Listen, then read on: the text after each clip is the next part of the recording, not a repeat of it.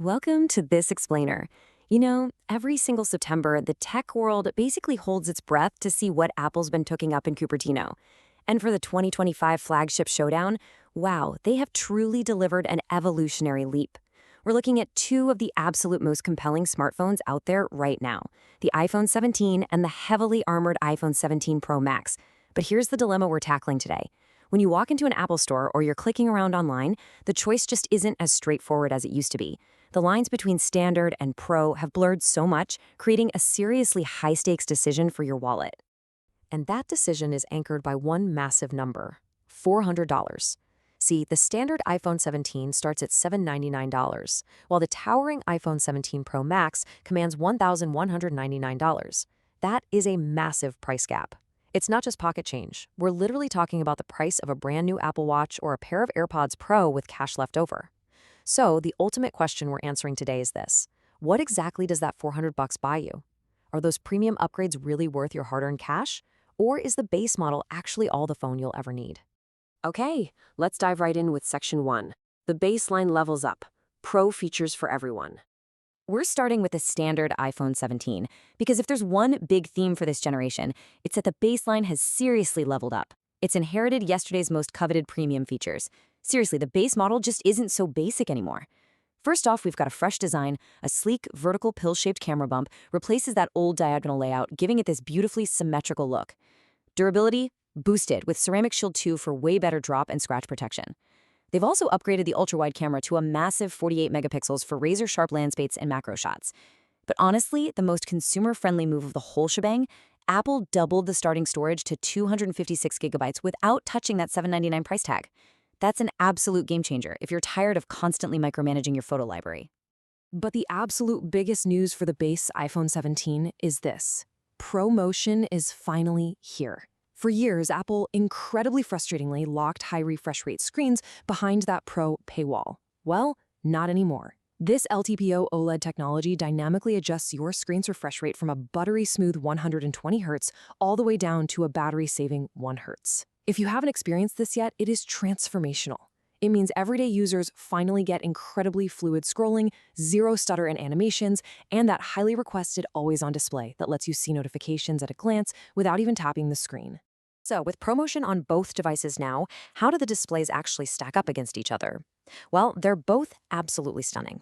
They both hit a blinding 3,000 nits of peak brightness. That's a 50% jump over the previous generation, meaning you'll have zero trouble reading your texts at the beach, even if you forgot your sunglasses.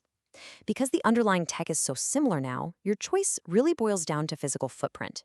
Do you want the super pocket-friendly one-handed comfort of the 6.3-inch iPhone 17? Or are you looking for that massive, immersive, movie theater in your pocket vibe of the 6.9-inch Pro Max? Moving on to Section 2, power, heat, and performance. Now, while those screens look pretty similar, the internal engineering is where we start to see a major divergence. This is the threshold where the standard model stops and the Pro Max really pulls ahead. Powering the iPhone 17 is the blazing fast A19 chip, paired with 8 gigabytes of RAM. For daily use, this chip is incredibly snappy. Apps open instantly, and it handles everything from casual gaming to 4K video editing without breaking a sweat. But the Pro Max steps it up to the A19 Pro. Not only does it have enhanced neural accelerators, but it packs a whopping 12 gigabytes of RAM. And why does that matter? Apple Intelligence. The Pro Max's extra memory is absolutely crucial for running complex, generative AI tasks privately right there on your device, without ever needing to bounce your personal data off some cloud server. Now, what's really interesting here is the hidden engineering that lets that A19 Pro chip actually flex its muscles. For the very first time, Apple has equipped the Pro models with vapor chamber cooling. It literally uses deionized water running through a microscopic chamber to carry heat away from the processor. This is a massive deal, guys, because it prevents thermal throttling. If you're playing a demanding console-level game for 2 hours or rendering a massive video file, the standard iPhone 17 will eventually have to slow down to keep cool. The Pro Max, though, thanks to this vapor chamber, it sustains peak performance, offering a 40% improvement in sustained speeds. And that intense focus on thermal management actually explains one of the most controversial design choices of the year. Apple entirely ditched the premium titanium frame on the Pro Max, replacing it with aluminum. Now, why on earth would they downgrade the material, right? Well, it turns out aluminum conducts heat 20 times better than titanium. It wasn't a cost-cutting measure at all. It was an uncompromising engineering decision. It's designed to pull heat away from that vapor chamber and dissipate it into the air, keeping the phone cool in your hand and the frame rates high on your screen. All of that incredible efficiency directly translates to battery life. Don't get me wrong, the standard iPhone 17 is no slouch. It gives you a very solid 30 hours of video playback, which will comfortably get most of us through a full day. But the Pro Max, it is the absolute undisputed endurance champion. It packs a massive 4,823 milliamp hour battery. Combine that with a hyper-efficient A19 Pro chip, and it delivers a staggering 39 hours of video playback. We are literally talking about a phone that can easily power through 2 full days away from a charger. Honestly, if you travel frequently or work long days out in the field, those numbers alone might just make the decision for you. Which brings us to Section 3, the camera system divide. Beyond the internal cooling and the battery, the most obvious difference, the one literally everyone notices the second you pull the phone out of your pocket, is the camera bump. This is where that $400 gap becomes highly tangible. The iPhone 17 features a phenomenal dual 48-megapixel system. Thanks to Apple's Fusion technology, you effectively get a high-quality 2x zoom just by cropping into the center of the main sensor. Plus, there's a fantastic new 18-megapixel front camera with center stage to keep you perfectly in frame during video calls. Make no mistake, this camera is fantastic for everyday shots, portraits of the kids, stunning landscapes, you name it. But because it lacks a dedicated telephoto lens, any zoom beyond 2x is purely digital. So if you're frequently photographing school plays from the back row or trying to capture your favorite band at a concert, you are going to hit a digital zoom wall very quickly, and that image quality will degrade. And this brilliantly illustrates why the Pro Max is just in a league of its own for creators. You step up to a triple 48-megapixel system. The huge headline here is the brand new telephoto lens. It gives you a native 4x optical zoom that extends to an 8x optical quality fusion zoom. That is an absolute game changer for professional mobile photography. Suddenly, wildlife, sports, and tight architectural details are well within your reach, crystal clear. On top of that, the Pro Max unlocks ProRes RAW video recording and the ability to dual record from the front and rear cameras simultaneously, which is literally perfect for vloggers needing those reaction shots. Of course, all those professional-grade photos and videos come with a massive data penalty. And that brings us to another Pro Max exclusive, the 2 terabyte storage option. While both phones generously start at 256 gigabytes, only the Pro Max scales all the way up to 2 terabytes. Professional content creators will desperately need this massive tier simply because a single hour of ProRes 4K video consumes hundreds of gigabytes. Without it, you'd basically be walking around with external hard drives taped to the back of your phone just to get through a day of shooting, and nobody wants that. So let's wrap this up with Section 4. Which should you buy?